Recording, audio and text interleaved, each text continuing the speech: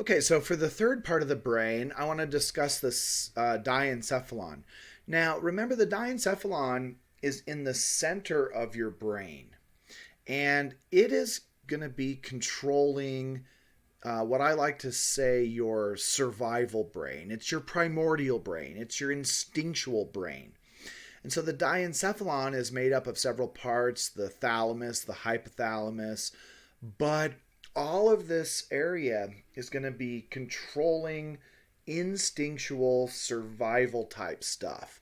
So, homeostatic things. Remember, the hypothalamus is your center of homeostasis, and it's located in the diencephalon. So, your diencephalon is going to be controlling survival things, emotional things, things to keep you in homeostatic balance. So, those instinctual things like I'm hungry, I'm thirsty, I'm hot, I'm cold, I want sex, I need shelter, I am angry, I'm sad, I'm happy. That is all going to be controlled by this diencephalon. So here is the diencephalon as far as kind of what it looks like. And it's made up of several things. Remember in lab, you learned this corpus callosum.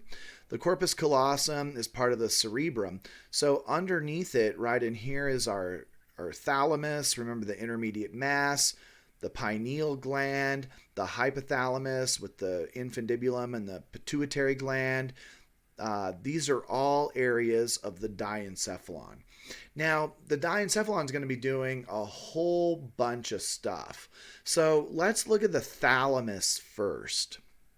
So this thalamic area of our diencephalon says it's the largest part of the diencephalon.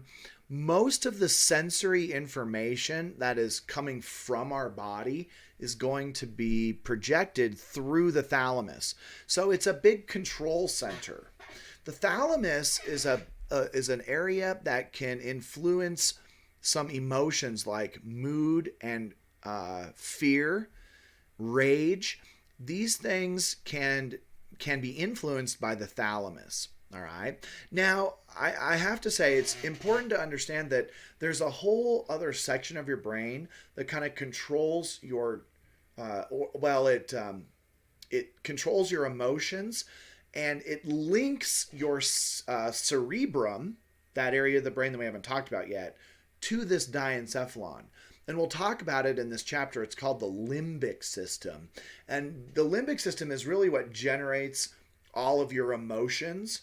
However, the thalamus influences a lot of these emotions because it's instinctual.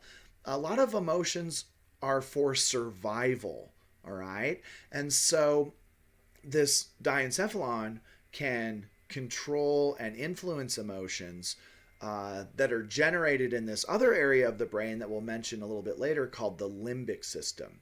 So I just thought I'd throw that out and let you know about that a little bit ahead of time. Okay, so the thalamus also, it says, is going to be involved in regulating sleep and wakefulness.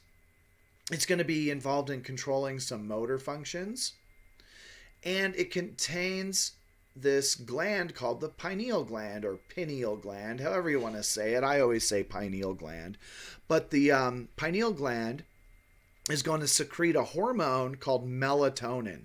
Make sure you remember this is a hormone. This is the only place I mention this hormone in this class. I mention a lot of hormones as we go through, but this is the only time I really mention melatonin.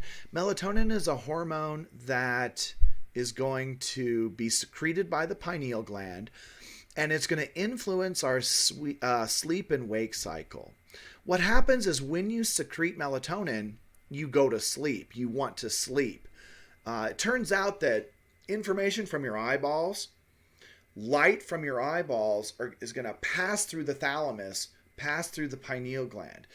A lot of times the pineal gland is referred to as our third eye because it's so light sensitive. When light is present and you are seeing light, that blocks the pineal gland from secreting melatonin. So humans are diurnal. We want to be awake in the daytime and asleep at night. That's because melatonin is only secreted when there's a lack of light. So once it starts getting dark outside, your pineal gland gets stimulated, starts making melatonin, and that melatonin is going to make you sleepy. That's why you can go to the drugstore and buy melatonin pills. If you're having trouble sleeping, you can pop a few melatonin pills. It should help turn those neurotransmitters in your brain off and help you go to sleep. So the pineal gland is inhibited by light, so you don't produce melatonin, and then it's turned on with a lack of light, and you'll start secreting melatonin when it gets dark. If you're having trouble sleeping, one of the things you should really try and do is avoid screens, televisions, your phone, your computer, your tablet, all of those things. You should turn them off about an hour before you want to go to bed and not expose your eyeballs to all that artificial light, because that artificial light's coming in and it's inhibiting the production of melatonin. They suggest an hour before bedtime so that your pineal gland can start producing that melatonin and you'll start getting sleepy. So if you're having trouble sleeping, try that a little bit. Block some of that light coming in. That might help you. All right, so next is the hypothalamus. I'm kind of simplifying this diencephalon. We do have different parts of the thalamus, and I'm just kind of combining them all. Below the thalamus, though, is the hypothalamus. And remember, the big thing is it's the center of homeostasis. So it's doing a lot of things. It's regulating a lot of different body processes that we're going to get to here in the next couple of videos. But it says it's going to be part of your autonomic nervous system. It's going to be a big control center for your endocrine system, and that's going to be our first handout, 14A. It's going to be involved in some muscle control. It's going to be involved in things like temperature regulation, food and water intake. So when you feel hungry, when you feel thirsty, it does play a role in emotions. So it's attached to the limbic system. It's going to be regulating, along with our pineal gland, some sleep and wake cycles. And we consider it, of course, the center of homeostasis.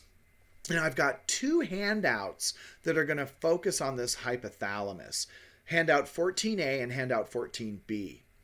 Now, handout 14A is a huge handout, and we're going to take an entire video to cover it, and then I'm going to take an entire video to cover handout 14B, which is quite a bit less.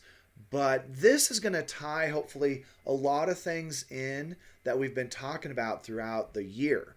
And so let's get to handout 14A next.